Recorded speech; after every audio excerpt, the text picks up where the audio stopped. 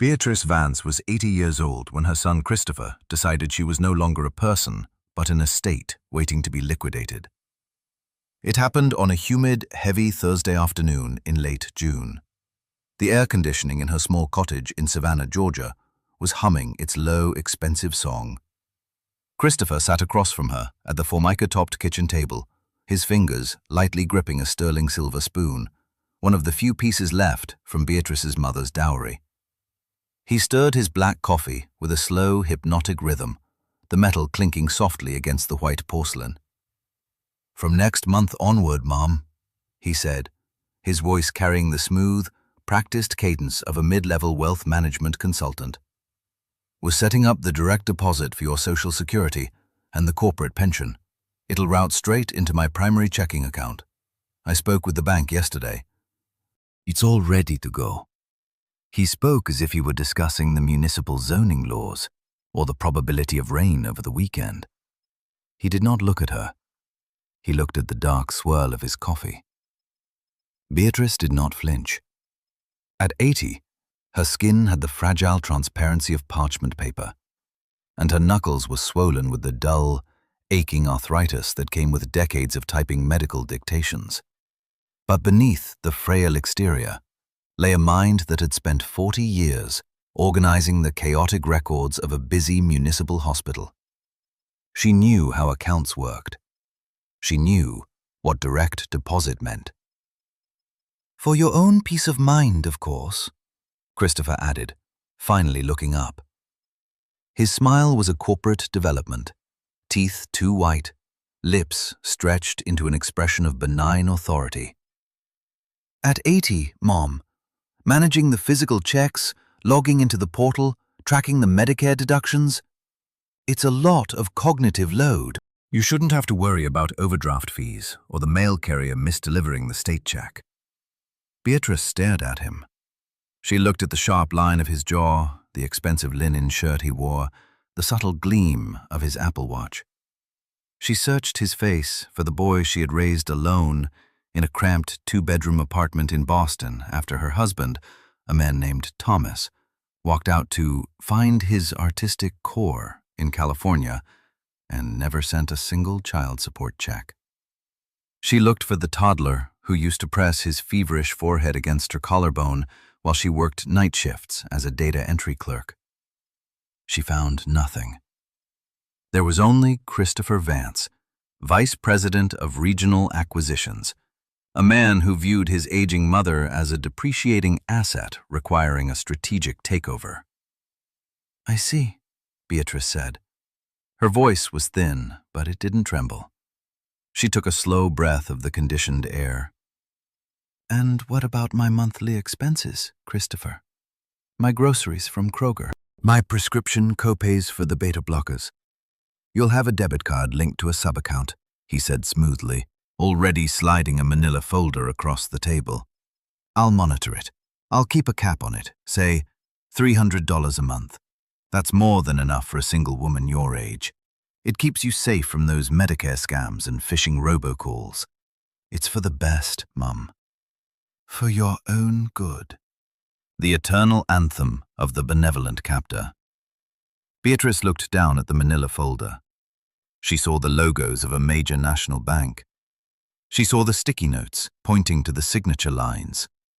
"All right, Christopher," she murmured, letting her shoulders drop, mimicking the heavy, defeated posture of an old woman who had simply run out of fight. "If you think it's best, leave the paperwork.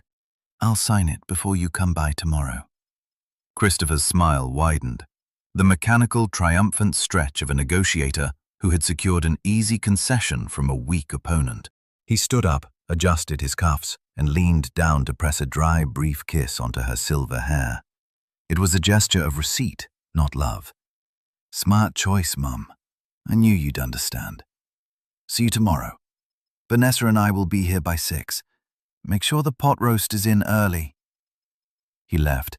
The heavy oak door clicked shut, and a minute later, the muted growl of his leased BMW faded down the oak-lined street. Beatrice sat in the silence for a long time. The house felt cavernous. She looked at her hands. They were old, yes, but they were not stupid. The culture of the American South dictates that family is sacred and that Sunday dinners are a ritual. But Christopher and his wife Vanessa had modified this tradition to fit their own schedule.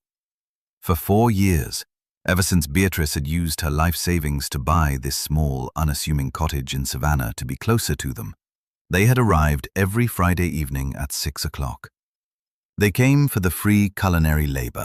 Vanessa, a real estate agent who specialized in luxury historic properties, found Beatrice's traditional cooking quaint and grounding. Christopher found it economical. They would arrive, consume a $70 prime rib or a slow-cooked brisket that Beatrice had spent 2 days preparing on her fixed income, discuss their country club memberships, check their phones, and leave by 7:30 with Tupperware containers packed to the brim. But this Friday was different. At 5:50 p.m., Beatrice sat in a single, unpadded wooden folding chair in the center of her living room. The room was vast, echoey, and entirely empty. The Persian rug she had inherited from her aunt was gone. The mahogany sideboard was gone. The 55-inch Sony television Christopher had graciously picked out for her and paid for with her credit card as a birthday favor was gone. The walls showed faint, pale rectangles where her framed botanical prints had hung for years. At exactly 6 o'clock, she heard the key turn in the lock. Christopher had demanded a copy of her house key 3 years ago under the guise of medical emergencies. The door swung open. The humid Georgia evening air rushed in, followed by the perfume of expensive jasmine and the sharp click of Vanessa's Louboutin heels. "Mom, it's boiling out there. Why isn't the screen door?" Christopher's voice cut off abruptly. There was a long, suffocating pause. Then came the sound. It was not a cry of fear or concern. It was a high-pitched, strangled shriek of profound logistical irritation. It was the sound of a modern American consumer encountering a massive breakdown in service. "What the hell?" Christopher shouted. His footsteps thundered down the short hallway, echoing off the bare hardwood floors. He burst into the living room, his face flushed a dangerous, mottled crimson. Vanessa hovered behind him, her perfectly sculpted eyebrows pulled into a tight, furious V, her mouth a small, dark circle of outrage. "Mom!" Christopher yelled, his corporate cadence entirely shattered. "Where is the sofa? Where is the television? Where is the dining set? What happened here? Did you get robbed? Why didn't you call the police?" Beatrice looked at him from her wooden folding chair. A strange, glacial calm had settled over her ribs. The fear that had kept her small for decades, the fear of dying alone, the fear of being abandoned by the only flesh and blood she had left, had burned away, leaving behind a hard, crystalline clarity. "I wasn't robbed, Christopher," she said. Her voice was remarkably steady, carrying the quiet authority of an old-school hospital administrator. "I hired a local estate liquidation company. They came with a truck at noon. They were very efficient." Christopher stopped dead, his hands clenched into fists at his sides. You sold the furniture? All of it? Why? Why would you do something so completely unhinged?" "Well," Beatrice said, leaning back slightly against the hard slats of the folding chair, "you told me yesterday that you would be taking over my bank accounts next month. You mentioned I would be living on a $300 monthly allowance. Given that my property taxes are rising and my supplemental health insurance premium went up 12% this quarter, I realized I needed some liquidity. I thought it best to convert my tangible assets into cash before you locked down the vault." Vanessa let out a sharp, ugly gasp. "Christopher, look at her. She's having an episode. She's senile. This is classic dementia behavior, sudden asset dissipation. My grandmother did the exact same thing before we had to move her to memory care." "Shut up, Vanessa," Christopher hissed, though he wasn't looking at his wife. He was staring at Beatrice, with a gaze that had stripped away every shred of filial affection. In that moment, Beatrice saw her son with terrifying accuracy. He was not a son. He was a creditor whose debtor was attempting to default. "You have no right to do this," Christopher said, his voice dropping into a low, threatening register. He took a step toward her, towering over her 8-year-old frame. "Do you have any idea how bad this looks? What are we supposed to do when we come over? Where are we supposed to sit? How are we supposed to have dinner in an empty house?" Beatrice didn't flinch as he stepped closer. She merely tilted her chin up. "Ah," she whispered. "There it is." "There is what?" he snapped. "The core of your concern," Beatrice said. "Not, 'Are you okay, Mom?' Not, 'Do you have enough money to eat?' Your concern is the loss of your Friday night amenity. This house isn't my home to you, Christopher. It's a free bistro with a built-in maid service." Vanessa stepped forward, her voice dripping with the condescending poison of a Southern woman performing righteousness. Beatrice, you are being incredibly selfish. You are 80 years old. We sacrifice our Friday nights, our prime date nights, to come out here and check on you, to ensure you're still breathing. And you reward us by throwing a temper tantrum and selling the furniture? After everything Christopher has done for you? Selfish. The word settled into the empty room like a sick joke. Beatrice thought of the 24 years she had worked 2 jobs in New England, typing medical records by day, scrubbing the greasy floors of a commercial bakery by night. She thought of the winters she had spent wearing a threadbare wool coat with a broken zipper, so Christopher could have the specific private tutoring he needed for his SATs. She thought of the 5 years after his graduation from Boston College, when he lived in her tiny apartment, eating her food, using her utilities, earning $60,000 a year at his first investment firm, and saving every single penny of it, while she clipped coupons for day-old bread. He had moved out to buy a $250,000 condo in cash. She had stayed in her rental, her joints throbbing from the damp northern cold. "Dinner is not served," Beatrice said softly. She stood up from the folding chair. Her knees popped, a dry, frail sound in the empty room, but her spine was perfectly straight.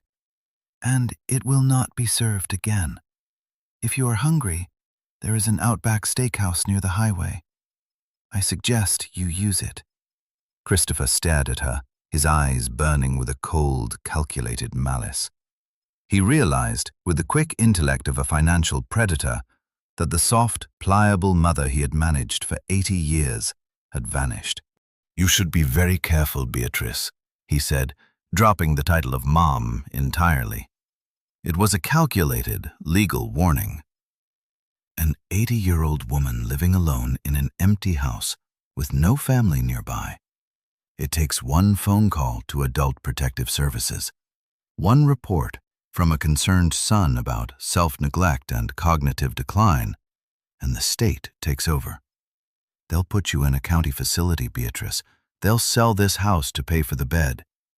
You remember that before you do something this stupid again. They turned on their heels and stormed out.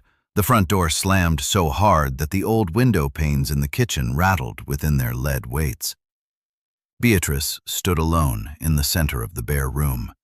The silence returned, but it didn't feel heavy anymore. It felt like the clean, sterile quiet of a surgical theater before the first incision. She did not cry. She had wept enough tears between 1980 and 2000 to fill a reservoir. Instead, she walked into her kitchen, picked up the manila folder Christopher had left the day before, and began to read the fine print with a magnifying glass.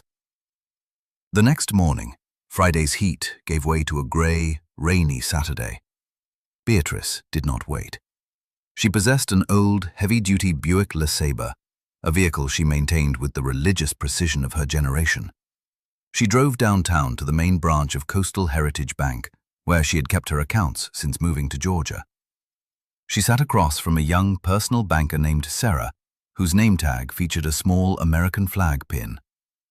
Sarah looked at Beatrice with the standard, patronizing sweetness reserved for the elderly. "How can we help you today, Miss Vance? Looking to set up a CD?" "No, Sarah," Beatrice said, placing her reading glasses on her nose. "I want a printout of my complete transaction history for the past 24 months. Every withdrawal, every external transfer, every authorized user change."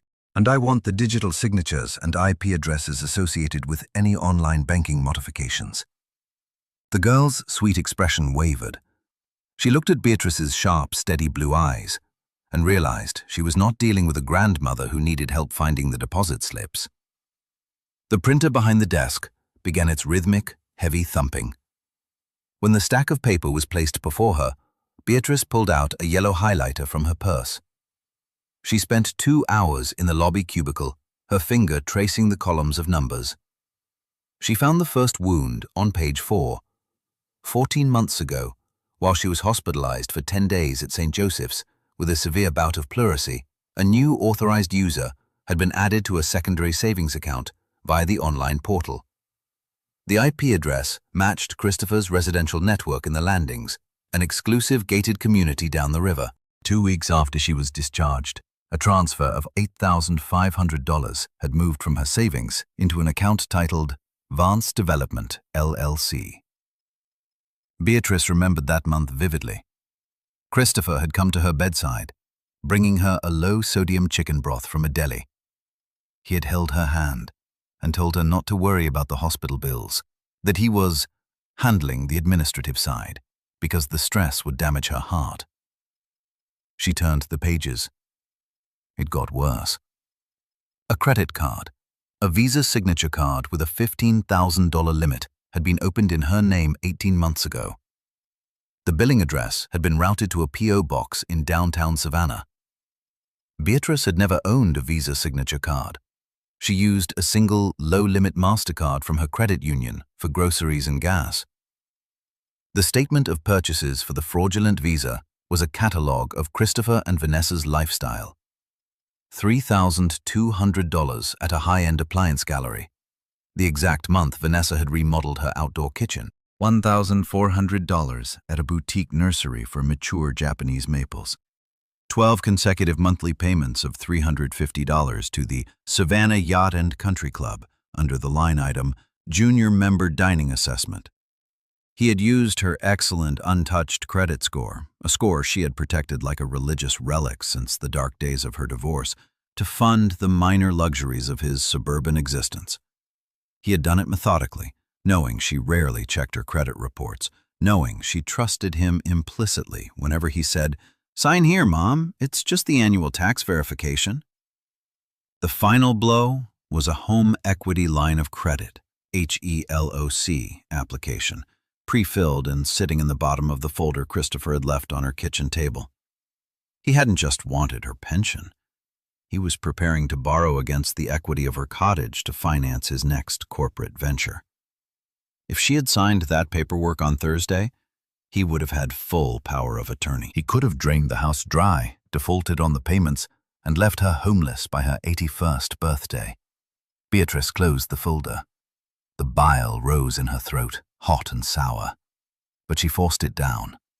She felt the grand, structural narrative of her life, the narrative that said, "I am a good mother, I sacrificed, therefore I am safe," shatter into dust.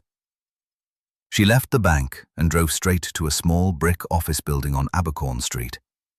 The sign on the door read, Arthur Thorne, Elder Law and Estate Litigation. Arthur Thorne was a man of 70, with a thick mane of silver hair and the tired, watchful eyes of a criminal prosecutor who had moved into civil service. He did not offer Beatrice tea or cookies. He listened to her for 45 minutes without interrupting, his pen making small, precise marks on a legal pad. When she finished displaying the bank records and the fraudulent credit card statements, Thorne leaned back in his leather chair, the springs groaning softly. "Mrs. Vance," he said, his voice a deep, gravelly Georgia drawl. What you have documented here is a classic textbook case of criminal financial exploitation of an elder. In the state of Georgia, under Title 30, this is a felony. He didn't just skim your money. He systematically exploited your identity while navigating your medical vulnerability. I know, Beatrice said. Can he put me in a home? He threatened me with adult protective services. Thorne let out a dry, humorless bark of a laugh. Let him call them. I wish he would. APS would investigate. See, your cognitive faculties are sharper than his. Look at these bank statements and hand the case directly to the district attorney. No, Mrs. Vance, he cannot touch you. The question is, what do you want to do to him? Beatrice looked out the window at the rain dripping off the Spanish moss on the live oaks. I want my life back, Mr. Thorne. And I want him to lose the one thing he values more than my money. Thorne tilted his head. Which is? His reputation, Beatrice said. In Savannah, status is currency. He wants to be the brilliant, self-made financial advisor who takes care of his aging mother. I want to show the world exactly what he made himself out of. Christopher Vance did not realize the legal gears had begun to turn. Following his standard operational manual, he initiated a policy of strategic silence. He did not call his mother for 10 days, assuming that the isolation, combined with the empty house and the Georgia heat, would break her spirit. He expected her to call him, weeping, apologizing for her irrational behavior, and offering the signed power of attorney forms in exchange for a trip to the grocery store. Instead, he chose to launch a preemptive strike on the battlefield he understood best: social media. On a Tuesday evening, Beatrice's neighbor from across the street, an 82-year-old retired schoolteacher named Evelyn Croft, walked over to the cottage holding an iPad. Evelyn was Beatrice's only real friend in the neighborhood, a sharp woman who spent her days monitoring the local police scanners and gardening.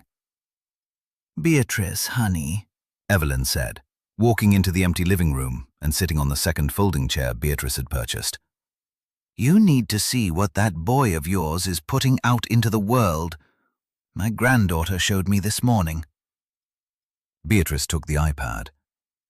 Christopher had posted a black and white photograph of himself and Beatrice, taken 5 years ago at his company's holiday gala. She looked small and frail in a navy dress. He looked commanding and protective, his arm wrapped tightly around her waist. The caption beneath it read, "Navigating the long twilight of a parent's life is the hardest journey a child can take. For the past 2 years, Vanessa and I have quietly managed the increasing challenges of my mother's cognitive decline. We've endured the sudden mood swings, the irrational decisions, and the painful paranoia that so often accompanies late-stage dementia. Recently, this paranoia has turned against us, resulting in hostile behavior and the sudden liquidation of her household environment. It breaks my heart to see the woman who raised me vanish into this disease.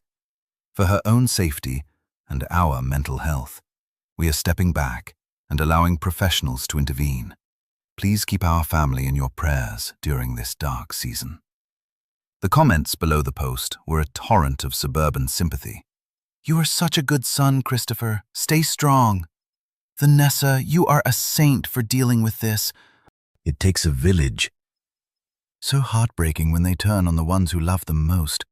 Praying for you guys. Beatrice read every comment. She did not feel her blood boil. She felt it turn to dry ice. He was not just stealing her money now. He was preemptively constructing a legal defense. If she went to the police, he could point to this post and say, "Look, I've been documenting her mental breakdown for months. Her accusations are just the delusions of a sick old woman." He's good, Evelyn murmured, watching Beatrice's face. He's very good at the digital theater. He is, Beatrice agreed, handing the iPad back. But he forgets one thing. What's that? Digital theater requires an audience, Beatrice said. And audiences Love a plot twist. The next morning, Mr. Arthur Thorne filed a formal civil lawsuit in the Superior Court of Chatham County. The complaint was titled Beatrice Vance versus Christopher Vance and Vance Development, LLC.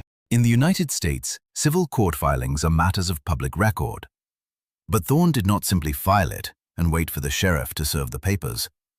He attached 64 pages of exhibits, the audited bank statements showing the IP addresses from Christopher's home network, the fraudulent visa statements with line items for the Savannah Yacht Club, the affidavits from the bank tellers, and a certified neurological evaluation from the chief of geriatric medicine at Emory University, obtained by Beatrice during a quiet trip to Atlanta 2 days prior, confirming her cognitive function score was in the 99th percentile for her age group. On Thursday afternoon, at exactly 2 p.m., a process server walked into the glass and steel offices of Christopher's wealth management firm in downtown Savannah. He bypassed the receptionist and handed the thick manila envelope directly to Christopher in front of 3 senior partners and an important regional client. Christopher Vance? The server asked loudly. Yes? You've been served, sir. Civil suit for elder financial exploitation and identity fraud. The silence in the corporate suite was instantaneous. Within 45 minutes of the service, Beatrice's phone began to ring. It vibrated against the bare wood of her kitchen counter like an angry insect. Christopher called 7 times in succession. She did not answer. Then the text messages began. What the hell is this? A lawsuit? Are you out of your mind? Call me right now. Mom, this is a massive misunderstanding. The transfers were for an investment fund I was setting up for your long-term care. If this goes public, it destroys my compliance standing with the SEC. Call me. Beatrice, stop this madness. You are destroying your own family. Vanessa is hysterical. The partners at the firm are asking questions. We can settle this privately. I'll give the money back.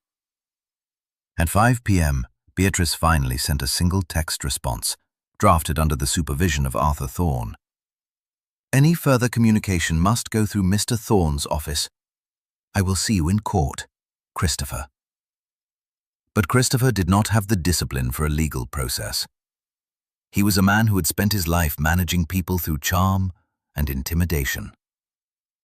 At 7 p.m., the LeSabre was parked in the driveway.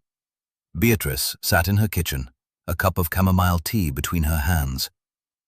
She heard the screech of tires as Christopher's BMW pulled up to the curb. She heard his heavy, panicked steps on the porch. The door handle rattled violently, but the lock didn't yield. Beatrice had hired a locksmith to change the deadbolts the previous Monday morning. Christopher began to pound on the thick oak wood.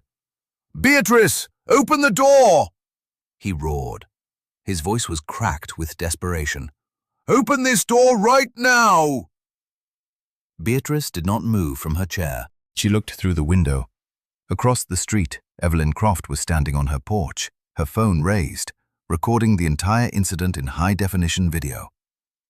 2 other neighbors had come out onto their lawns, watching the prominent financial advisor scream like a madman at his 80-year-old mother's locked door. "You're ruining my career!" Christopher screamed, pressing his face against the screen window of the kitchen. "The compliance committee at the firm put me on administrative leave an hour ago. The local news blog has already picked up the court docket. Do you hear me? You've destroyed everything I built." Beatrice stood up, walked to the window and opened it a mere 2 inches, just enough for her voice to pass through the security screen. "I didn't destroy your life, Christopher," she said, her voice dropping into that chilly, administrative whisper that carried better than a shout. "Your greed did. You spent 2 years using my name like a stolen credit card. You thought because I was 80, I was already dead. You thought because I loved you, I would allow myself to be hollowed out to pay for your yacht club fees." "It was a loan!" he yelled, his eyes wild, his tie loosened and askew. "I was going to pay it back."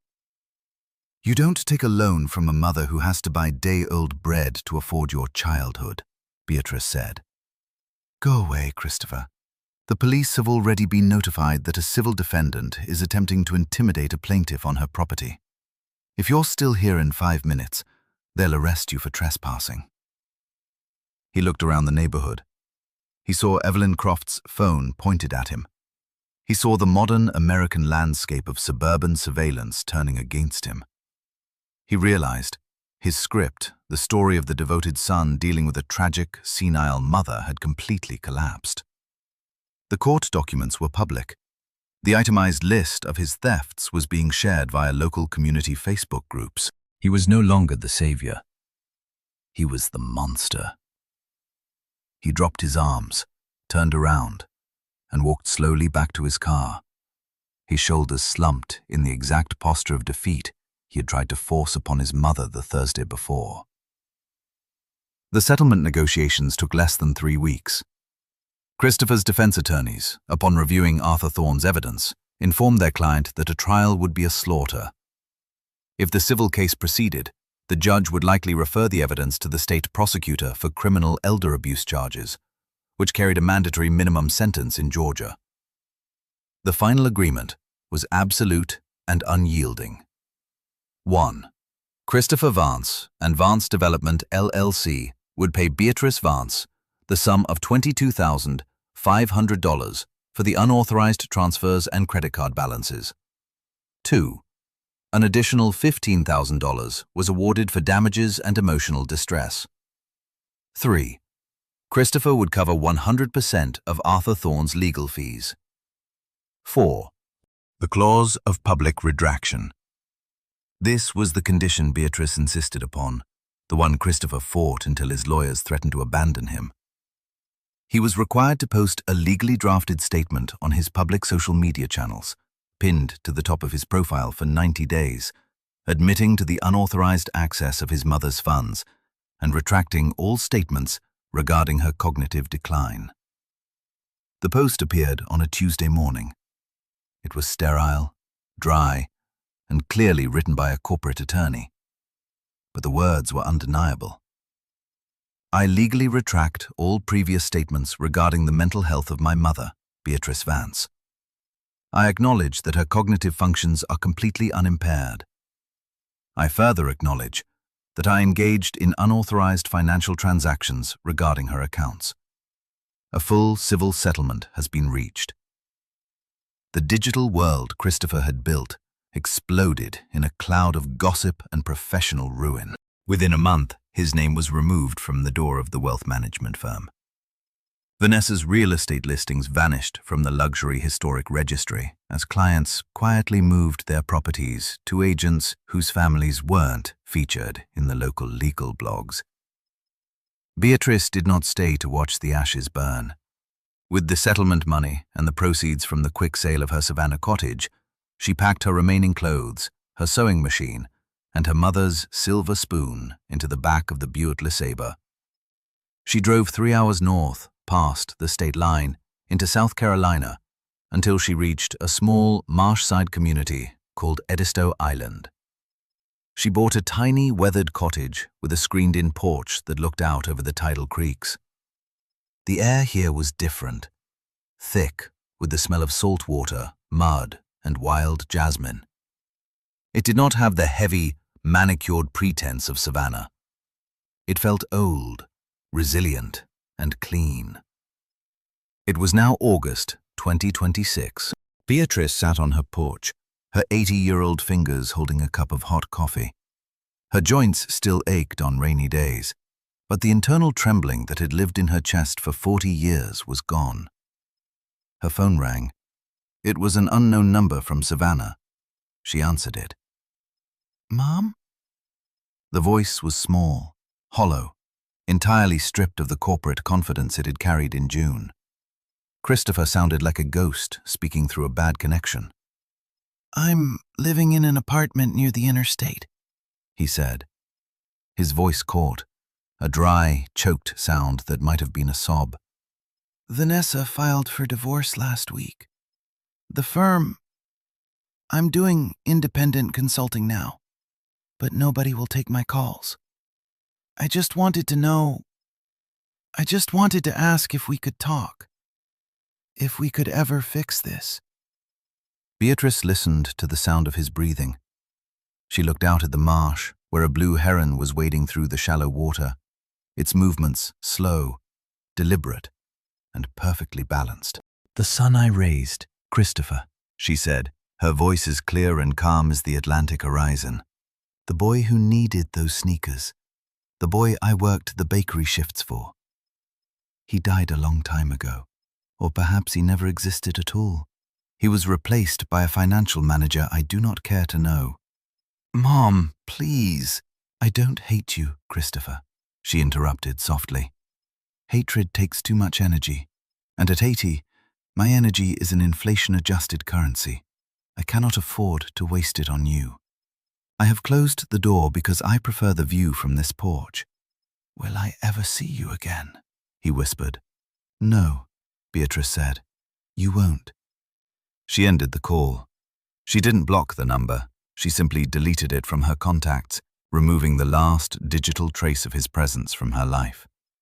She picked up her coffee and walked out into the small, sandy yard. The morning sun was breaking through the sea fog, warming her old bones. She had spent 64 years living for a husband who didn't want her, and 16 years living for a son who wanted to consume her.